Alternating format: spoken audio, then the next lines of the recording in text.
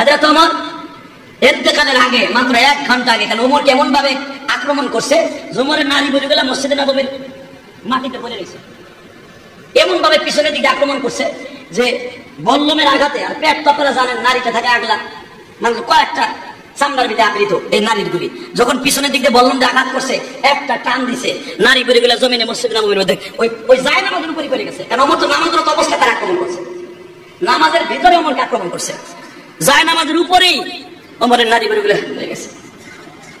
আমার বাম হাত দিয়া নারী বলিগুলা এইভাবে ধইরা পাগড়ি দিয়া এক হাত দিয়ে পেঁচ দিয়া নামাজ শেষ করছে, ইশারায় নামাজ শেষ করছে। নামাজ শেষ করে হযরত ওমর এভাবে কাইতে পড়ে গেছে। বাইরে যে আব্দুল্লাহরে ডাকতেছে, ইয়া আব্দুল্লাহ তাআলা, আব্দুল্লাহ আসছে, এসে জিজ্ঞাসা করতেছে, আব্বা আপনার এই কাম কি করছে, আমার এই কাম কি করছে ওইটা বাদ দে, তাড়াতাড়ি করে তুই হযরত আলীর ডাইকে নিয়ে আয়, ওসমান গনির ডাইকে নিয়ে, কারণ তার নবীর আহলে বায়াত, এর নবীর জামাই।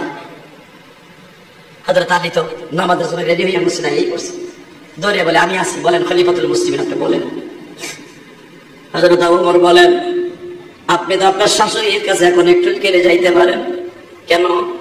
আপনি যা বলবেন নবীর পাশের জায়গাটা আমার জন্য বরাদ্দ হবে কিনা, আমি জানি আবু বকরের পাশে আয়েশার জায়গাটা বরাদ্দ করা। বিশ্বনবী ইন্তেকালের আগে বলে গেছেন, আয়েশা রে তোমারে আমি অল্প বয়সে নারী বানাই রেখে গেলাম, মৃত্যুর পরে তুমি আমার পাশে ঘুমাইও, আমি তোমার রুমের মধ্যে ঘুমাইলাম, আমার ইন্তেকালের পরে, তোমার ইন্তেকালের পরে তুমি আমার পাশে থাইকো। আমার নবী এই কথা বলছেন, আমার ইন্তেকালের আগে বলে গেছে, আয়েশা যদি তোমার জায়গাটা কাউরে দান করতে চাও তুমি দানও করে দিতে পারবা। এই হাদিসের দ্বারা বোঝা যায়, আয়েশা তোমারে আমি তো দিয়ে গেছিলাম জায়গাটা, তুমি যদি দান করতে চাও, কেউরে যদি দান করো আমার ওমরকে দিও। নবী ইন্তেকালের আগে বলে গেছেন, যখন দৌড়ে আব্দুল্লাহ গেছে, হযরত আলী গেছে, আম্মা হুজুর আপনার অত্যন্ত দামি একজন সাহাবী, নবীর অত্যন্ত একজন প্রিয় মানুষ, এই জায়গাটা আপনার কাছে চাইতেছে, আপনি দিবেন কিনা? মা আয়েশা মনে মনে ভাবলেন, আমি একটু নবীর সাথে পরামর্শ করে দেখি। মনে রাখবেন মা আয়েশা যখনই চোখটা বন্ধ করতেন আমার নবীকে দেখতে পাইতেন, অথবা মা আয়েশা ঘুমায় গেলে বিশ্বনবী ঘুমের ভিতরে আয়েশার সাথে দেখা দিতেন।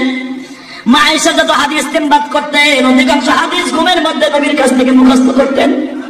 এই যে ইমাম মালিক রাহমাতুল্লাহ আলাইহি ৭০০০ হাদিসকে বর্ণনা করে গেছে বাবা, উনি কিন্তু ৭০০০ হাফেজের হাদিস ছিলেন না, উনি ৭ লক্ষ হাদিসের হাফেজ ছিলেন। মনে রাখবেন ইমাম মালিক রাহমাতুল্লাহ যখনই হাদিসের মধ্যে কোন জিনিস লিখতে যাইতেন চোখটা বন্ধ করতেন, চোখটা বন্ধ, উনি তো নবীর বংশের মানুষ, চোখটা বন্ধ করে নবী তার চোখের সামনে দাঁড়ায় হাদিসের রেফারেন্সগুলো এইভাবে দিয়ে দিতেন। যেটা তার পছন্দ হইতো ওইটা উল্লেখ করতো, যেটা পছন্দ হইতো না, কিলো কল রাবির মধ্যে ভেজাল থাকতো, ওইটা উনি ইস্তেমবাদ করতেন না। তো মা আয়েশা হাদিসগুলা যেগুলা নবীর কাছে না শুনে কখনো সাহাবীদের কাছে বর্ণনা করতেন না। মা আয়েশা একটু বিলম্ব করতেছে, এদিক দিয়ে কোমরের জান বেরিয়ে দিতেছে। মা আয়েশা কয়েক মিনিট পরে, কোনার হইতেছে আধা ঘন্টা, কোনার হইতেছে 15 মিনিট, কোনার হইতেছে 5 মিনিট, হযরত আয়েশা তার ভাই আব্দুল্লাহরে বলে দিছে, তুমি বলে দিও আমার জায়গাটা ওমরে দিয়ে দিছি। কেন দিছি? আমি দেখছি সারাটা জীবন আমার নবীর সাথে সে কাটাইছি। আমি আমার নবীর সাথে একজন গোলা শুট খেলার জন্য দৌড় দিছিলাম, তখন আমার নবী একবার না একাধিকবার বলছে, আয়েশা আকাশের তারকা দেখছো? হ্যাঁ দেখছি। আকাশের তারকা কত গুণে শেষ করতে পারবা? না। নবী তার আমি একটা কথা জিজ্ঞেস করি, আপনি কি লিগে আকাশের তারকার কথা জিজ্ঞেস করেন? আমার পৃথিবীর কেউ গুণে শেষ করতে পারবে না। নবী আমার বলেন, আকাশের তারকা সমতুল্য সওয়াব নেক আমার ওমরের অ্যাকাউন্টে আছে। আরো জোরে কোন, আরো জোরে। তারকা যেরকম গুণে শেষ করা যায় না, আমার ওমরের নেকিও কোনোদিন গুণে শেষ করা যায় না। হযরত আয়েশার মুখটা ভারী হয়ে গেছিলেন যে আমার বাবা এত কিছু করলো আমার নবীর লেগা, এর কথা একবারও কইল না, তারকার সাথে ওমরের নামটা উল্লেখ করে দিল, তাহলে বোঝা গেল আমার আব্বারে মনে হয় আমার নবী একটু কম ভালোবাসতেছে। আমার নবী আয়েশার মুখটা একটু কালো দেখা ততর নিচে ভর দিয়ে কয়, আয়েশা রে মনটা খারাপ হয়ে গেছে না, তোমার আব্বার নাম কেন বললাম না? তাহলে শোনো, ওমরের জিন্দেগিতে যত নেক আমল আছে আকাশের তারকার মতো, আর সারা জীবনের নেক যদি ওমরের এক পালায় দেয়, আর তোমার বাপের একটা রাত্রের আমল এক পালায় দেয়, তোমার বাবার নেকের একটা আমলের সঙ্গে স্থান পুরো হবে না। মা আয়েশা মুসকি মুসকি হাইসা দিয়ে একসঙ্গে কান্দে, মহিলারা তো বাপরে অনেক ভালোবাসে, কান্দে আর পাইতে এই কথা ঢাকি করলেন না কেন?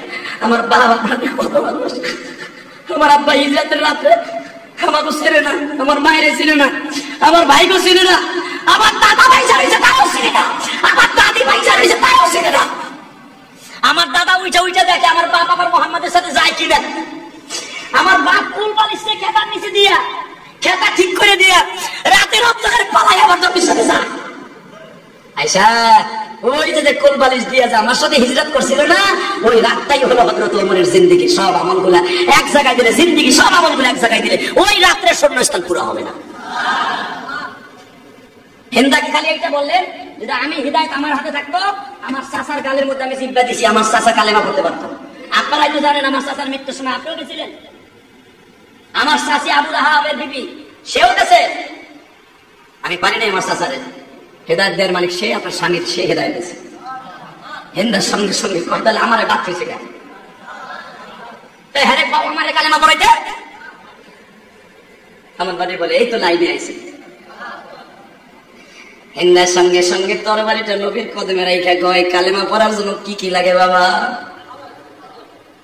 আমার নবী বলে চাচি আম্মা কালেমা পড়ার জন্য কিচ্ছু লাগে না, শুধু মনটারে রেডি করে যখন আল্লাহরে বাসার মধ্যে বসান আর জবান দিয়ে পড়েন লা ইলাহা ইল্লাল্লাহ। মুহাম্মদ কিন্তু নবী কয় নাই, দেখেন হাদিসে তাসদীক বিল জিনান, আমল বিল আরকান, ইকরার বিল লিসান, এই তিনটার নাম কালেমা। মারহাবা বলতে পারেন না? আপনি মুখ দিয়ে বললেন আমি কালেমা পড়ছি, মুসলমানের পোলা, আমলের ভিতরে খসখস, কোরআন বিরোধী, আল্লাহ বিরোধী, নবী বিরোধী কথা কম।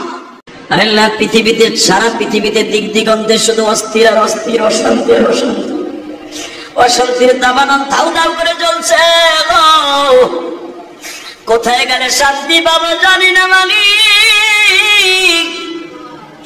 দুনিয়ার অশান্তির আগুন থেকে, অনাব থেকে বের হয়ে যদি কবরে যাই, জাহান্নামের আগুন ধাউ ধাউ করে চলে। আল্লাহ তুমি আমাদের সবাইকে ঈমান আমল নিয়ে কবরে যাওয়ার তৌফিক দান করে দাও।